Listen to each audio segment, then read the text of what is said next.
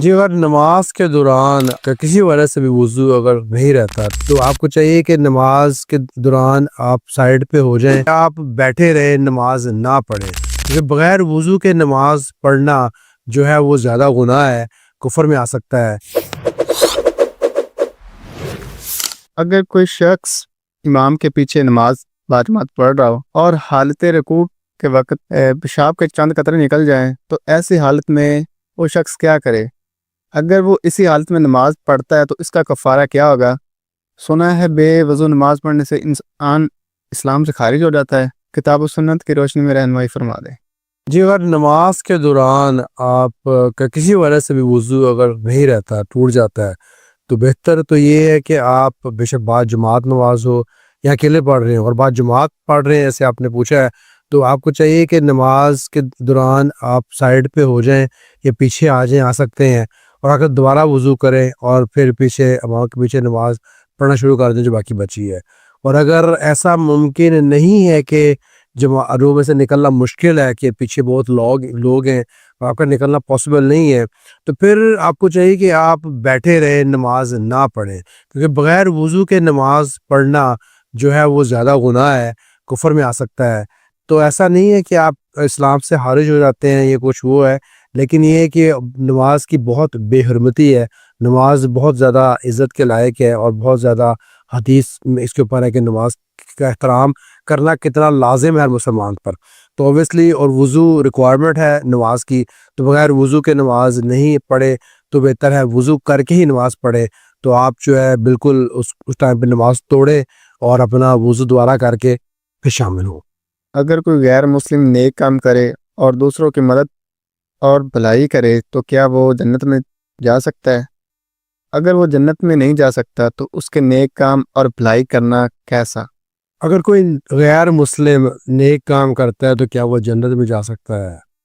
اللہ تعالیٰ کے قرآن کے مطابق ایسا نہیں ہے۔ اللہ کا وعدہ ہے کہ جو بندہ غیر مسلم مرے گا، ایمان کے بغیر مرے گا، تو اللہ تعالیٰ نے اس کے لیے جنت کو حرام کر دی ہے۔ جیسے کہ بہت سے جگہ پہ قرآن میں اللہ فرماتے ہیں کہ جو اللہ کے ساتھ شرک کرے گا اللہ اس کو جہنم میں ضرور پھینکے گا۔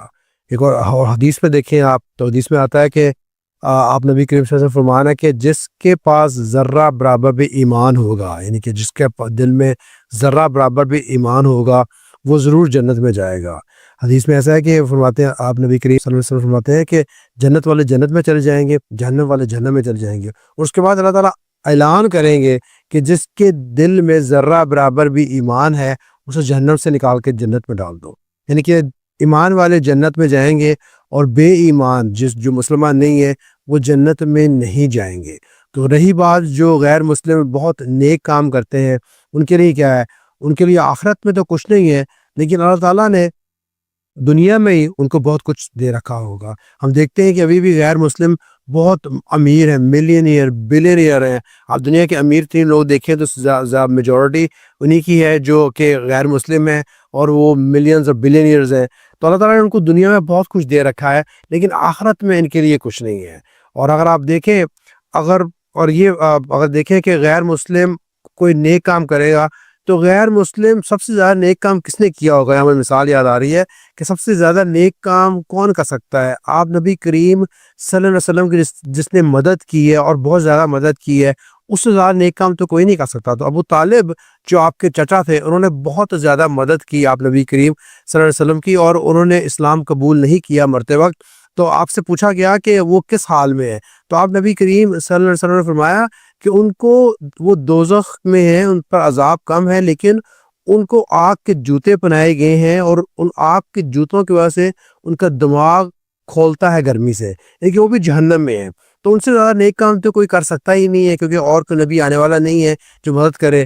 وہی بات باقی جو ہے مسلمان لوگوں کو پیسے دیتے ہیں اور ان کی مدد کرتے ہیں، تو وہ اللہ کے لیے نہیں کرتے، اپنے لیے کرتے ہیں۔ کوئی نیک کام صرف اللہ کے لیے ہے، اور اس کا اجر لینے کے لیے شرط ہے کہ انسان اللہ کو ایک مانے، اسلام لے کر آئے اور ایمان اپنا درست کرے، تبھی اس کا اجر اس کو مل سکتا ہے۔